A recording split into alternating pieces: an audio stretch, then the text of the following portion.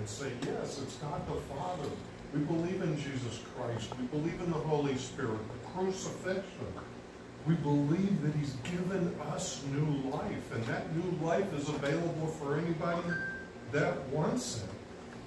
And a lot of times I like to make those declarations right before communion. And there's supposed to be music. And it's not working, but that's okay. So communion, this is a great time. One of the first things is to make those declarations. And communion is a time of reflection for those types of declarations. You know, what do we believe in? Because God said to do this in remembrance of me. Remember Him. Remember all of those things that we believe in. And so we celebrate the Lord's Supper and an incredible night. And I always talk about this, where all the disciples were sitting around Jesus. And what He did was, you know, He took the bread. They'd already been done eating, and they were kind of sitting around. And He took the bread, and He raised it, and He blessed it. And He said, take, eat. This is my body given for you. Do this in remembrance of me. And in the same way, He took the wine.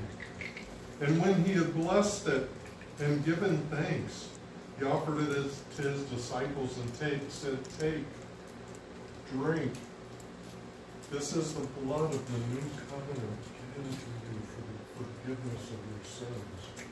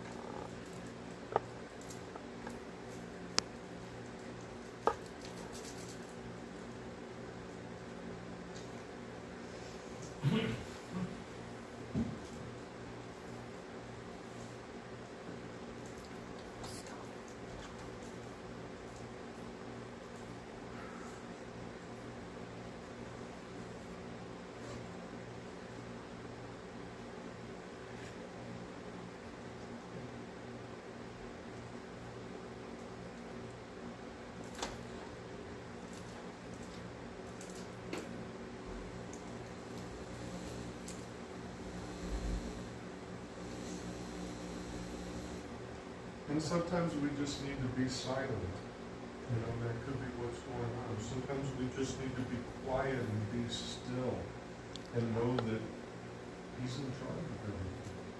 And God takes care of everything.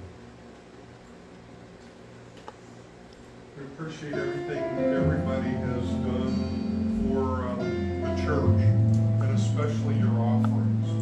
Your offerings give us the ability to reach out, to be able to do great things for the church that we may kind of fall short on. And we appreciate everything everybody's been doing, but we still have a long way to go.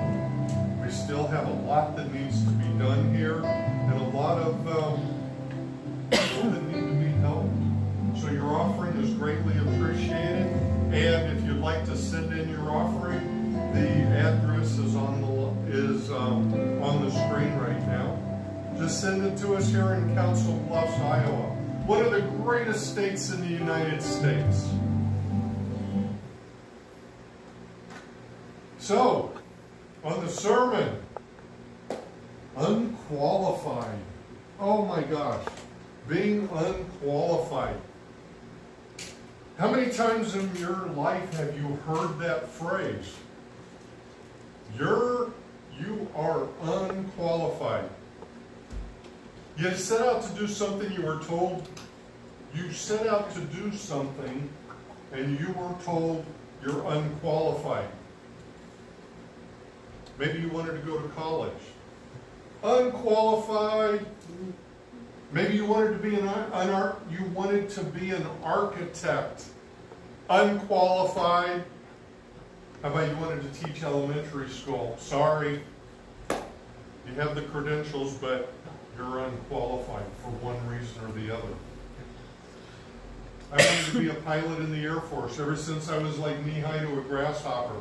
All I wanted to do was fly planes. Unqualified. I asked why. They read the regulation and they studied it and said it was because I didn't have 20/20 vision. Unqualified. Of course I was hurt. I was upset, but I knew there was a reason that I wasn't supposed to be a pilot in the Air Force. I had no idea, what was going on, and I guess I figured I wasn't supposed to be a pilot, at least at that time. It was some years later, I remember well. I was sitting in a hotel in Konya, Turkey, and we were down in the reception area, and I was sitting there with two pilots because I supported a bombing range that's way up in the middle of nowhere. And I noticed this one pilot had glasses on. And I looked over and I said, I didn't think you could be a pilot if you didn't have 20/20 vision.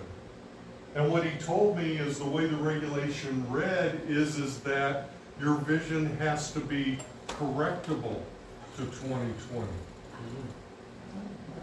One word difference kept me from what I wanted to be. But maybe God hid that word, because maybe God didn't want me to be a pilot at the time. Maybe that wasn't what my calling was. That one word that was left out of the explanation kept me from what I wanted to do. But I was okay with that. I was okay when he told me that. I finally understood. I knew there was something else that I should be doing. So I did it. What I found in life is the term unqualified was strictly a natural term. It's not a supernatural term. That's not where God works. He doesn't work in the natural. Because if he worked in the natural, he wouldn't need us. He works in the supernatural. He does miracles. If it's something we can do on our own, we don't need him. And he expects us to do those things that we can do. But what I found that God said, and whenever I have a question, what I found is the best place to go is this book that has everything in it. It has the truth in it.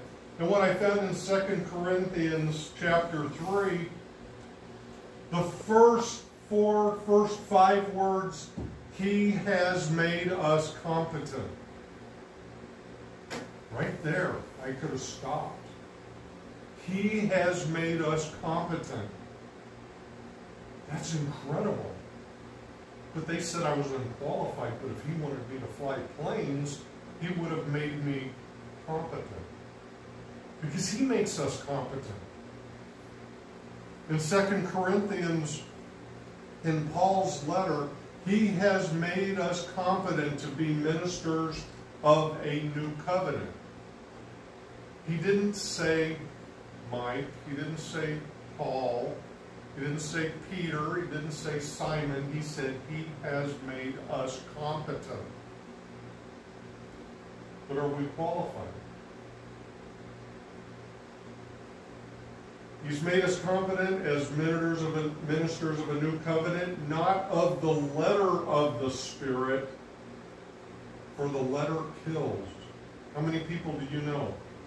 They stick by the letter of the law, not by the spirit of the law. What's the spirit behind why they said this? What's the spirit behind what they wrote? What did God mean when he wrote that? That we have to stick by the letter and say, well, this is what he said, so this is what you got. But why did God put it in those terms? Because when you figure out the Spirit gives life. The Spirit gives life to us. Unqualified was one phrase that I never took too kindly to, and I proved people wrong. Because I didn't like that unqualified word. There's things that I've done in my career, just like as you've done in your life, that you're like, I wasn't qualified to do that. Sometimes I didn't know what it would take to be qualified, but I knew that way down here, that nothing could stop me. That if there was something that I wanted done, something that I wanted to do, no matter what, I could get past that unqualified remark. Later in my career, I wanted to be an officer. Okay, I can't be a pilot. I wanted to be an officer. So I started qualifying myself. What's the first thing is a college education. And to be an officer, you had a certain type of college education. It wasn't just a,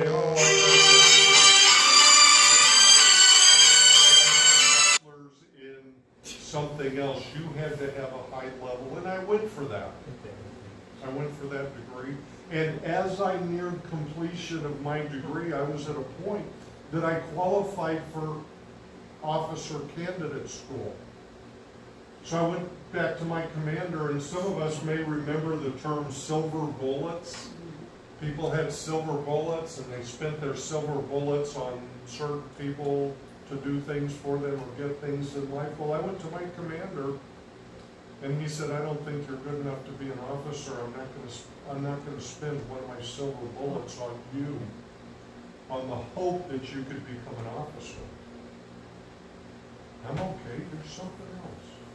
I don't know what it is. But it's obviously not an officer. It's obviously not a pilot. Maybe I need to keep doing what I'm doing. I don't know. And the other thing that I found is, if you believe that God has divine power, 2 Peter tells us that His divine power has given us everything that we need for a godly life. And maybe the thing is that maybe being a pilot or being an officer would not have been a godly life. I don't know, pushing a button and bombing people? Was that really what God wanted me to do? I don't think so. His divine power has given us everything we need for a godly life through our knowledge of Him. Through that relationship that we have, that we've built with Him. The person that called us by His own glory and goodness, not by what Mike Bitter wanted to do, not by all these great things that Mike Bitter wanted to do, but by His calling, by that knowledge of Him, spending time with Him. But if you want to talk about unqualified, let's bring up a few people. What about Moses? Think that dude ever built a tabernacle? No, he sure didn't. He even had an impediment. They believe it was a speech impediment. Yet he led people out of Egypt. He didn't know how to build a tabernacle. God told him exactly what to do, how to build it. And if you read in the Old Testament, He even told him right down to the lampstands. There are going to be 7 of these, 6 of these, 2 of these. This is where they're going to sit in the tabernacle. This is how many poles they're going to be. This is what they're going to be made out of.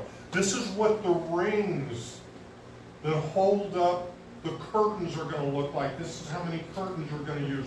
This is who's going to carry those poles, those curtains. This is exactly how much they're going to weigh. And guess what? I'm going to give you all of that. I'm going to make sure that you have all of that, Moses, so all you have to do is be my hands and feet. You don't have to do it all. I need you to do what I need you to do. How about Abraham? He hadn't had any kids. God walks him outside and says, see all the stars in the sky? You're going to be the father of nations. He hadn't had any kids. He was like, what, 100 years old? You mean I'm going to have kids? Sarah even laughed at the angels that came by, which the Bible leads us to believe one of those was Christ. One of those was God. One of those 3 angels that came and visited him. And Sarah's over there listening in, and when he says, this time next year your wife is going to have a child, she laughed. My womb has been closed. I can't have children. God takes care of us.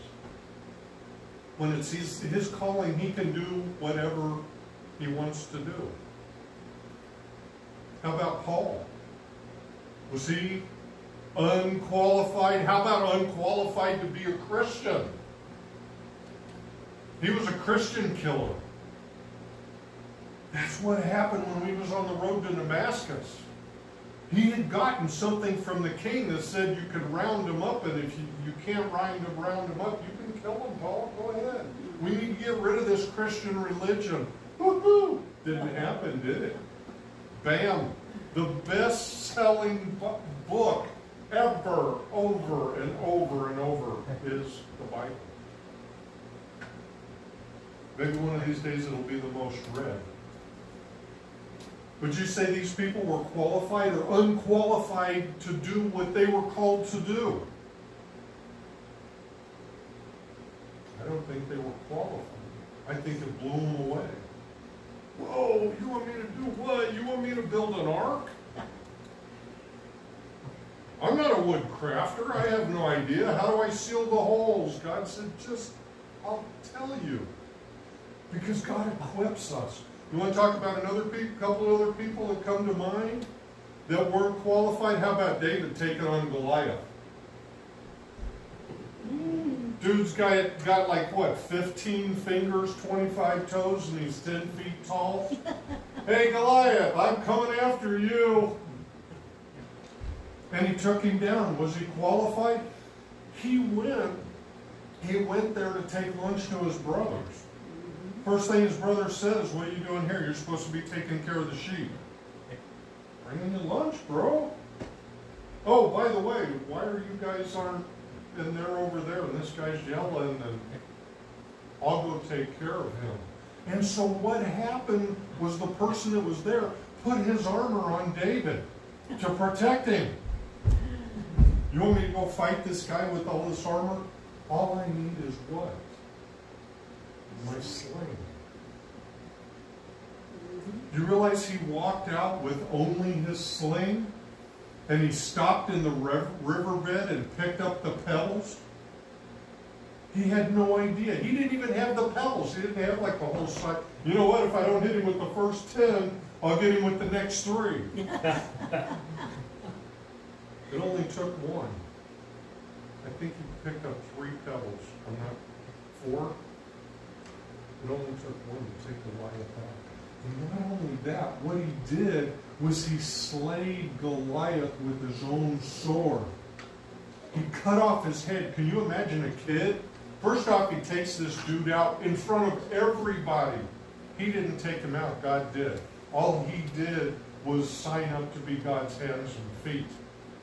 Some people forget that there was a lion that David also took out. And a bear.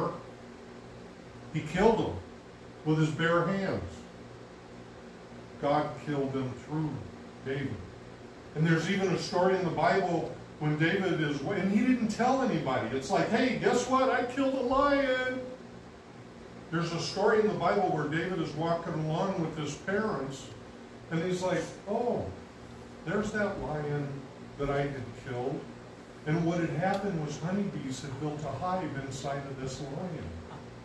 And David walks over, and he gets a handful of honey out of this lion that he had killed. Probably the best honey he has ever tasted in his life.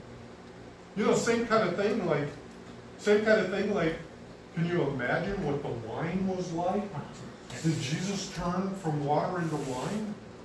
Oh my gosh. God did that. And I'm sure it's not Logan David. I'm sure it was some really fine wine. Even the guy that had the party that night, the head of the whatever they call him, he's like, wow, this is good wine. So what makes you unqualified? God chose to use the means of choosing unqualified people. He did that intentionally. And you're intentionally selected because He's aware of your weakness and your incompetence in those areas. The thing is, He makes what was useless useful. He makes what was fruitless fruitful. And He makes what was painful gainful. In fact, making the impossible possible is God's specialty. Amen. That's what He does. He's in the miracle business. God doesn't call the qualified. He qualifies the called. It's the one who called us that's important, not the one who is called. And I think sometimes we do that, and I know I've done that. Oh, check this out. Look at what Mike Bitter's doing.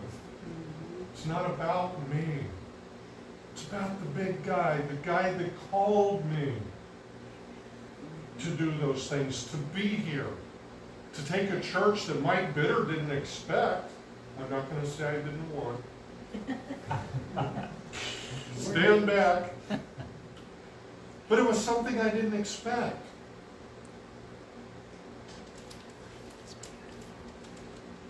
So what does it mean by my strength is made perfect in my weakness? Because God said this. My grace is sufficient for you. My power is made perfect in weakness. My power is made perfect in incompetence. Therefore, I will boast all the more gladly about my weaknesses. This is what Paul said. So that Christ's power may rest on me.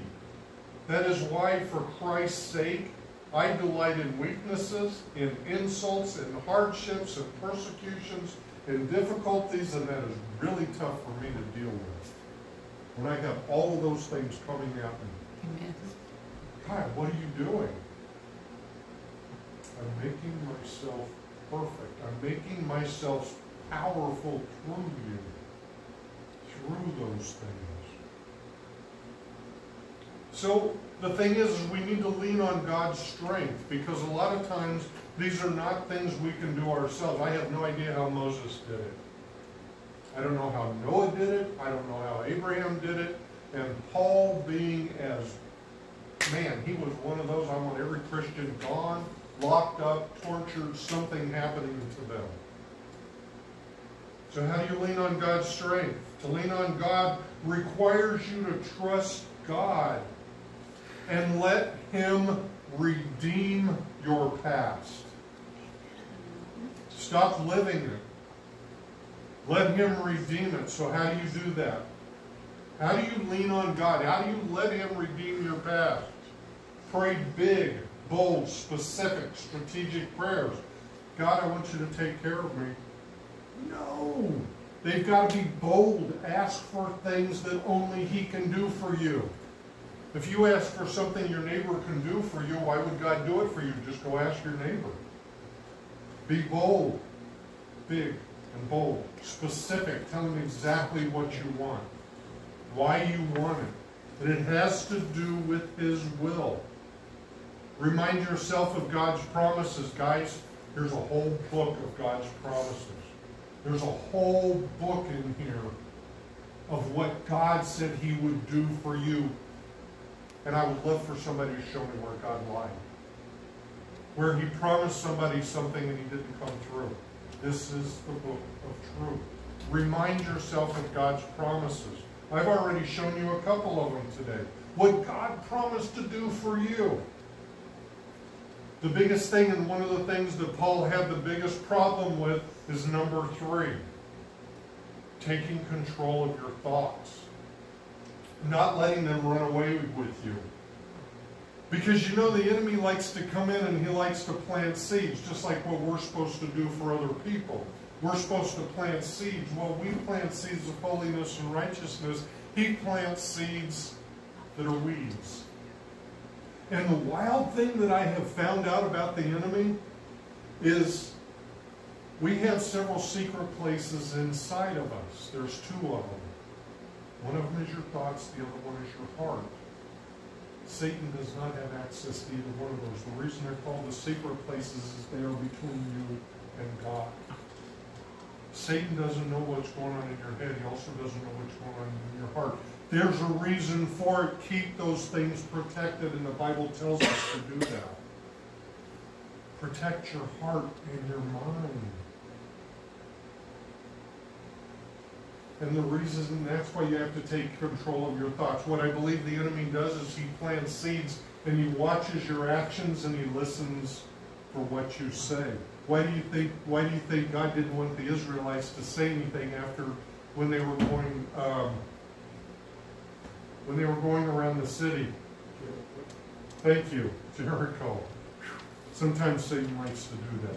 Oh, Mike, forget that name. Because he knew that that was what was going to happen. They were going to go, wow, it's a mile around that city. We got to go around this thing 7 times. Oh my God, Jerry, how you feeling, dude? I'm tired. Wow. And pretty soon then the person behind them hears and then they start getting off track. Take control of your thoughts. Satan doesn't want you to take control of your thoughts. He wants control of your thoughts. You ever driven down Broadway and every street you come to has a red light? Every day. What do you say? Another one? Guess what I just did?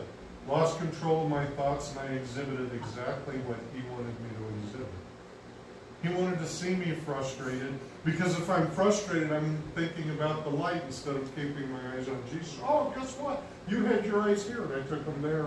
Gotcha. That's kind of what he does. Me? I never dreamed of being a pastor. Honestly. And it was something that was not in my view for my future. But God had a different plan. He had different ideas. Like he said, my thoughts are not your thoughts. I got it, God, okay. And he also said in Jeremiah 29:11, I have plans for you. And he never wants to share them with me. Can you tell me? And he said, like Jack Nicholas, you can't handle them. If he would have told me I was going to have a church, I would have said, really? And then I would have gotten involved. Which church? Let's go out to realtor.com. How many churches are available in the Council Bluffs area? No, I want you to go to Waterloo, Nebraska. Where is Waterloo, Nebraska? I never heard of the place of what, 500, 600 people? Why would I stop in Waterloo, Nebraska? Because God wanted me to stop there. I've always been involved in ministry, chaplaincy, being there for people, comforting them, helping them. But I never dreamed about being a pastor. Guess what? Unqualified. And I've had people do that with me. Are you qualified to be a pastor?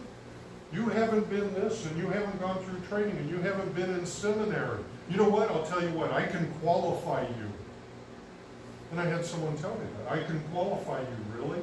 And he went up on the whiteboard and he said, well, you need this, and you need that, and you need this. And this is how we're going to attain each one of those. And I'm like, God never told me about any of those. Really? But you can do this for me, right? I found it's not about whether you're qualified or whether you're unqualified. It's about answering God's calling. Ring, ring. God calls us. What are we going to do? I don't know if I'm qualified. How do I get qualified? Maybe I need to go to college. Okay. Got my college degree. That's nice. You guys aren't impressed. I got my college degree. See? It qualified me for something, but I don't need to be qualified for God's calling. God qualifies me.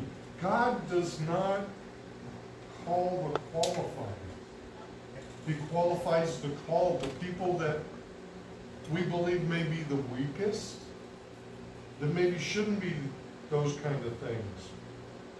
God's calling and us answering that calling is much more important. So who qualifies you for God's calling? Only God can. Man can't do that. He can't qualify you. Not only that, but God will equip you when you answer His call. He's not going to equip you and go, okay, Noah, I have all this wood out there. Now I want you to go build a boat. He had to answer his calling first. And then God put everything in place. Moses had to move everybody out into the desert. And then out in the desert, where are you going to find curtains? Where are you going to find bronze? Where are you going to find gold? God said, I'll equip you. I'll take care of that. He'll give us everything we need when we answer his call. When we're out here doing our own thing, we have to find all those things. We have to go, where do we go for this? What do we do for that?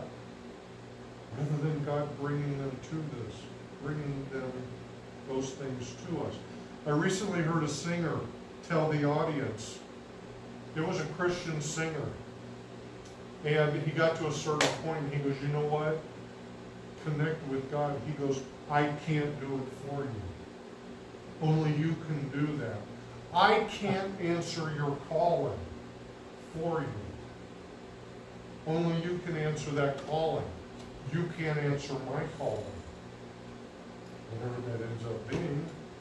Half the time I'm not sure. He just says, I want you to go east. And I said, what for?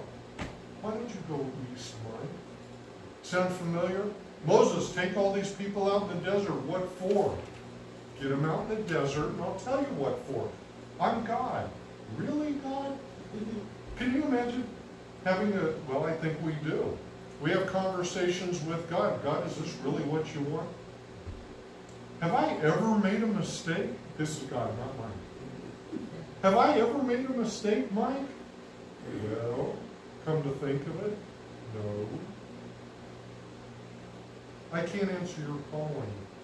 You can't answer mine. The whole thing is you need to answer your calling. It's not about you being qualified. It's about you answering. Because he's going to qualify you. He doesn't call the qualified, he qualifies the call. And let me show you what happened in the Old Testament in Exodus.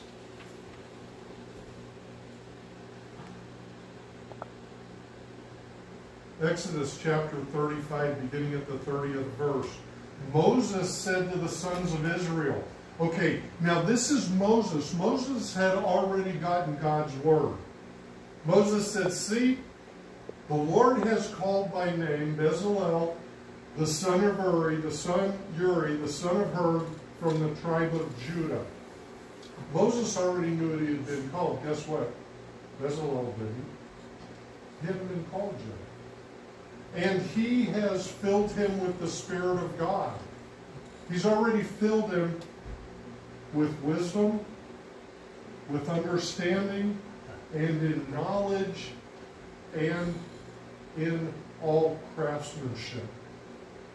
To me, kind of God, it sounds like God goes, here, you have all, this person has all these things. That Spirit came from God.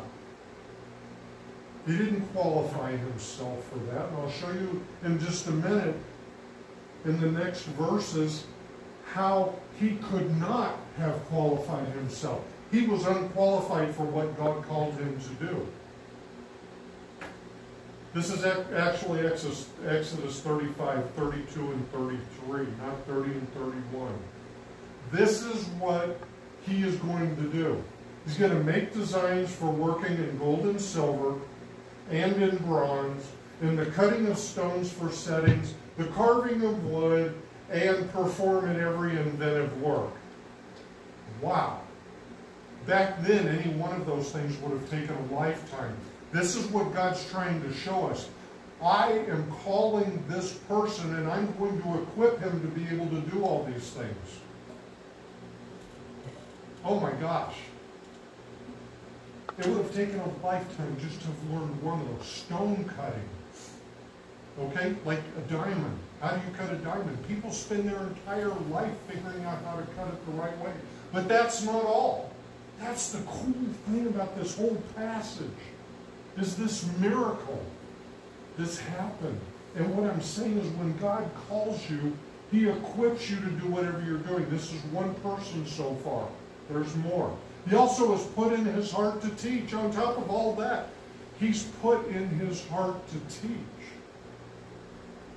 God did that. He put it there. It's already there. I don't think Bezalel was called yet. But God said, I've already put those things in his heart. He already knows those things. He just doesn't know he knows them. He also put in his heart to teach, both he and Aholiab, the son of Ahisamach, and the tribe of Dan. There's more. He's filled them with skill to perform every work of an engraver, of a designer, and of an embroiderer. Oh my gosh. God did this. That's how powerful our God is. They taught him about how to work in blue and in purple and in scarlet material, and working in those colors was very